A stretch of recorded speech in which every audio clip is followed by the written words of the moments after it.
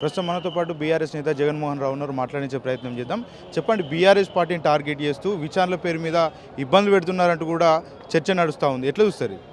నిన్న మధ్యాహ్నం గౌరవ మాజీ మంత్రి హరీష్ రావు గారు నైని కోల్ బ్లాక్ టెండర్కి సంబంధించినటువంటి రేవంత్ రెడ్డి గారి బావమరిది సృజన్ రెడ్డి గారి పాత్ర గురించి పత్రికాముఖంగా అందరూ కూడా స్పష్టం చేయడం జరిగింది. అదే రోజు సాయంత్రం ఈ రాష్ట్ర ప్రభుత్వం పని కట్టుకొని హరీష్ రావు గారికి నోటీసులు ఇచ్చి పసలేనటువంటి ఆ ఫోన్ ట్యాపింగ్ కేసులో సుప్రీంకోర్టు సైతం దాన్ని రూల్ అవుట్ చేసినటువంటి ఆ కేసులో హరీష్ రావు గారికి నోటీసులు ఇచ్చి ఈరోజు హాజరు కావాలని చేయడం అనేది ఇది కక్ష సాధింపు చర్యగా ఈరోజు రాష్ట్రంలో ఉన్నటువంటి ప్రతి ఒక్కరు కూడా భావిస్తూ ఉన్నారు. గత 2 సంవత్సరాలుగా ఈ రాష్ట్ర ప్రభుత్వం చేస్తున్నటువంటి దుర్మార్గాలు కావచ్చు, వారి చాతగానితనాన్ని ఎక్కడికక్కడ ఎండగడుతున్నటువంటి BRS party working president KTR గారితో పాటు హరీష్ రావు గారి మీద కూడా మళ్ళీ నోటీసులు ఇచ్చి ఏసీబీ నోటీసులు అంటారు, ఒకసారి ఫోన్ ట్యాపింగ్ నోటీసులు అంటారు, ఒకసారి ఇట్లా ఫార్ములా ఈ అంటారు, కాళేశ్వరం అంటారు.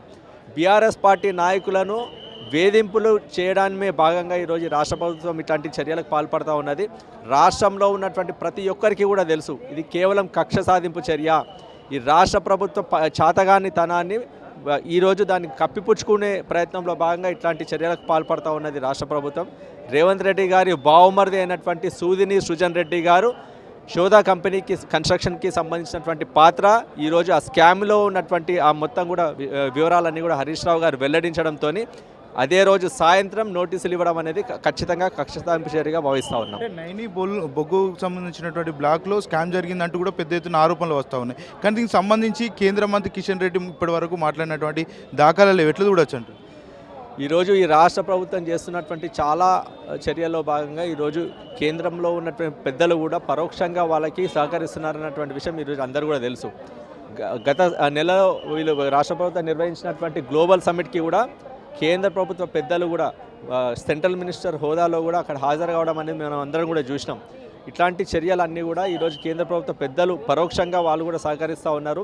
అటు కేంద్రంలో ఉన్నటువంటి బీజేపీ పార్టీ కావచ్చు, రాష్ట్రంలో అధికారంలో ఉన్నటువంటి కాంగ్రెస్ పార్టీ కావచ్చు, ఉమ్మడి శత్రువు బీఆర్ఎస్ పార్టీగా వాళ్ళు భావిస్తున్నారు. కాబట్టి 2 పార్టీలు వేరువేరు జాతీయ పార్టీలు అయినప్పటికీ తెలంగాణ రాష్ట్రానికి వచ్చేసరికి ఇద్దరు కూడా కలిసి కట్టుగా బీఆర్ఎస్ పార్టీ పైన దాడి చేయడంలో భాగంగా ఒకరిని ఒకరు కాపాడుకునే ప్రయత్నంలో భాగంగా ఇట్లాంటి చర్యలకు పాల్పడతా ఉన్నారు. సుప్రీంకోర్టే స్వయంగా టెలిఫోన్ టాపింగ్ జరగలేదని చెప్తా ఉంది. కానీ రాష్ట్ర ప్రభుత్వం పదే విచారణ పిలవడం ఇవన్నీ ఎట్లా చూస్తూ ఉంది?